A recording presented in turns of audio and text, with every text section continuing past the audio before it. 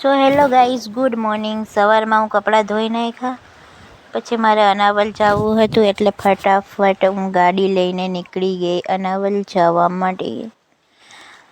પછી ગાડીને ભૂખ લાગી એટલે ફટાફટ પેટ્રોલ પૂરી દીધું.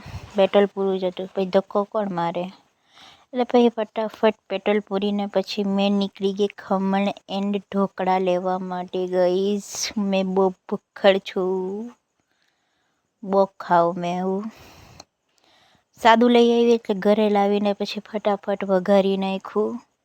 વઘારીને પછી ચટણી ને ઢોકળા મિક્સ ખમણને ખાઈ લીધું ફટાફટ. પછી સોંગ સાંભળ્યો.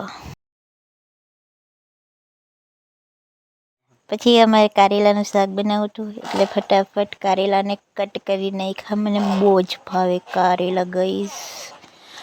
ફટાફટ જો કારેલાને ગોળ ગોળ કાપી નાખ્યા. બે મમ્મી બનાવશે શાક.